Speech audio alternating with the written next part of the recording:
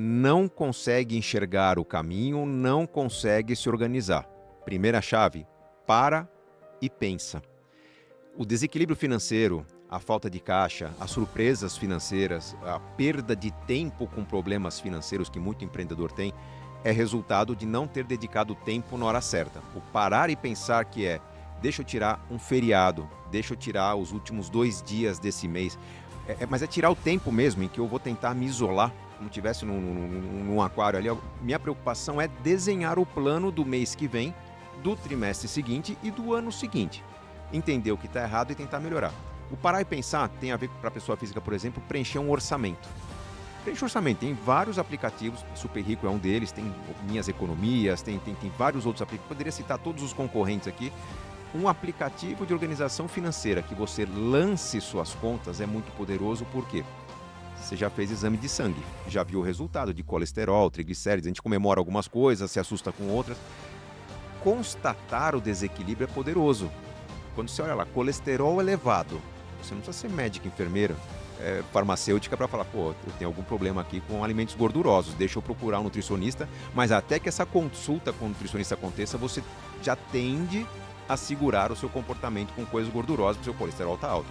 Quando você olha o orçamento e enxerga normalmente, pô, compras a prazo, estou pagando essa prestação, o que é? Nossa, é de uma roupa que eu comprei em abril. Eu já nem tenho mais essa roupa, já perdi, já estraguei, já não serve mais e ainda estou pagando. Nossa, eu estou saindo de férias, mas estou pagando as férias anteriores. Você começa a se escandalizar com comportamentos que são muito naturais, quando você fala, vou pagar como? R$2.000 ou 20 de 100? 20 de 100 é mais barato? Mas tudo que você vai comprando a prazo vai engessando suas escolhas futuras, vai perdendo sua liberdade, vai roubando sua liberdade de escolha. Então, quando você para, pensa, se organiza, põe a informação, você tenta ter um retrato. Deixa eu somar todas as minhas dívidas. Deixa eu somar como é que está meu comportamento de consumo. Deixa eu ver meus investimentos, entender como é que eles estão se desempenhando nos últimos meses. Aquilo já te põe no estado de atenção. Então, esse é o primeiro ponto importantíssimo. Segundo ponto importante, queremos ter um ano melhor. Estamos no fim do ano. Geralmente, para a maioria das atividades, vamos supor aqui de 75%, 80% das atividades, o fim do ano é uma época mais próspera. Para o trabalhador tem 13º, para o empreendedor tem vendas variáveis que aumentam.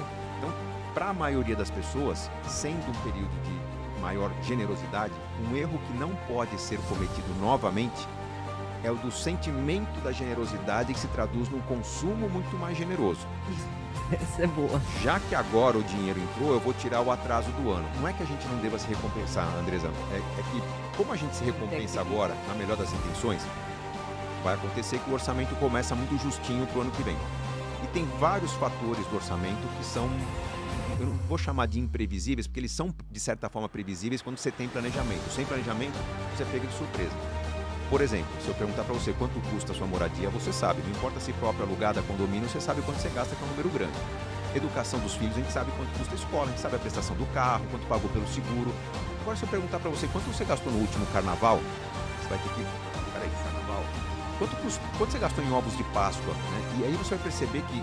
Final de ano, que dá muitos presentes. A pessoa que monta um orçamento, geralmente monta o orçamento pensando no quê? Naqueles 7 itens constitucionais. Alimentação, saúde, moradia, transporte, educação, segurança e lazer. Verdade. Então, isso, montei meu orçamento. A pessoa não coloca no orçamento Páscoa, Dia das Mães, Dia dos Pais, o mês que todo mundo faz aniversário na família. Então tem uns fatos da vida... Natal, que é muito gasto. A pessoa sabe que vai gastar no Natal. Como ela não põe na ponta do lápis, o que ela acha que vai gastar é menos do que ela acaba gastando. Porque, vou gastar esse Natal R$500 em presentes. Ela não contabilizou que ela vai dar uma caixinha ou outra na padaria, que ela vai dar alguns presentes, que ela vai ter alguma compra de última hora, se não consegue ir, vai pagar um courrier, né, um serviço de entrega. Se consegue ir, vai pagar um estacionamento mais caro. Então, tem aqueles extras do momento que a vida se intensifica que acaba quebrando aquilo que parece ser um orçamento previsível. Então, além de parar e organizar o tempo, pensar para o próximo ano um orçamento que a gente substitua algum gasto fixo, algum comportamento que tem um compromisso fixo por um variável. Isso é extraordinário. Já ter essa visão, isso é visão. Reduzir gasto fixo. Para o empresário, então você fala em reduzir o break-even, né, o ponto de equilíbrio. Ou seja, o custo fixo menor, eu chego mais rápido no lucro.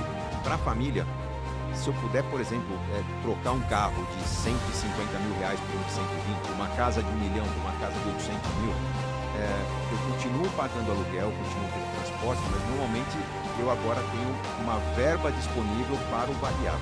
Simplificando o que está por trás desse conceito, se eu posso comprar um carro de 200 mil, talvez eu tenha esse carro na garagem como uma joia. Cuidado, o carro é caro, né? O carro seguro mais caro. Agora, se eu comprar um carro de 160 mil, eu tenho 40 mil de verba para viajar com esse carro. Eu posso adotar um hábito novo na minha família, que são road trips, experiências rodoviárias, que vão fazer com que esse carro faça parte da história da família. Então eu tenho muito mais valor num carro que custa menos, porque eu consigo gastar com outras coisas, do que um carro mais caro. Qual que é a sacada financeira? O fato de eu ter mais gastos com variável me permite me proteger mais contra os imprevistos. Perfeito. Surgiu um problema de saúde, surgiu um convite para ser padrinho de casamento, surgiu uma necessidade de reparar alguma coisa na empresa ou na minha casa, eu não preciso tirar do investimento. Eu postergo a viagem que eu ia fazer esse fim de semana. Pô, esse mês ficou pesado, passa para o mês seguinte. Eu simplifico a próxima viagem de férias. Eu faço algum ajuste no gasto variável porque eu tenho mais liberdade. Eu acomodo o imprevisto naquele orçamento, eu não preciso mexer na minha poupança futura.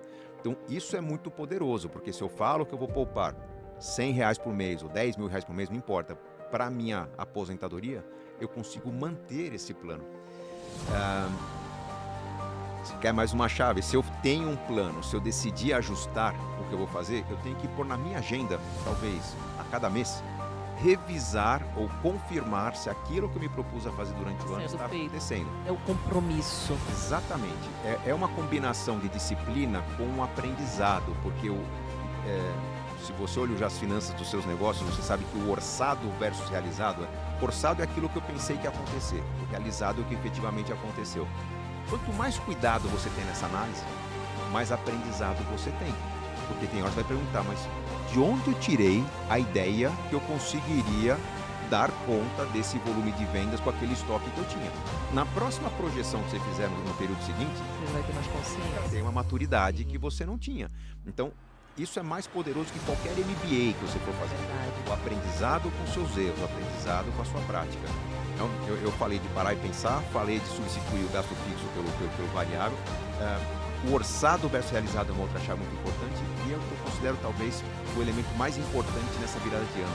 Se proponha a conversar mais sobre planos de dinheiro.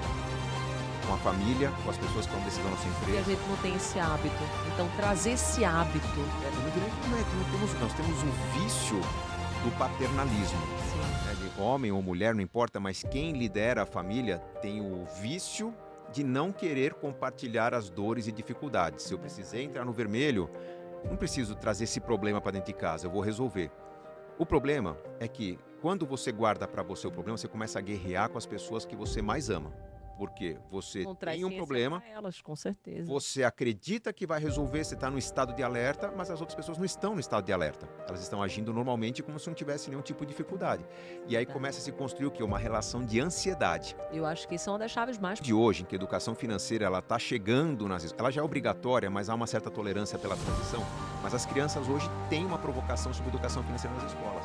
Se papai e mamãe chegam com uma proposta do tipo, gente, a gente falou que ia fazer uma viagem no meio do ano, a conta está apertada, vamos nos propor a fazer uma economia, vocês vão ver os mais fiéis soldados dedicados à batalha, as crianças se mobilizando por quê? Você deu a elas um papel relevante, o que é valorizar o papel delas, você colocou um objetivo com prazo definido, que é algo que elas querem, uma viagem, por exemplo. O que você está construindo em casa?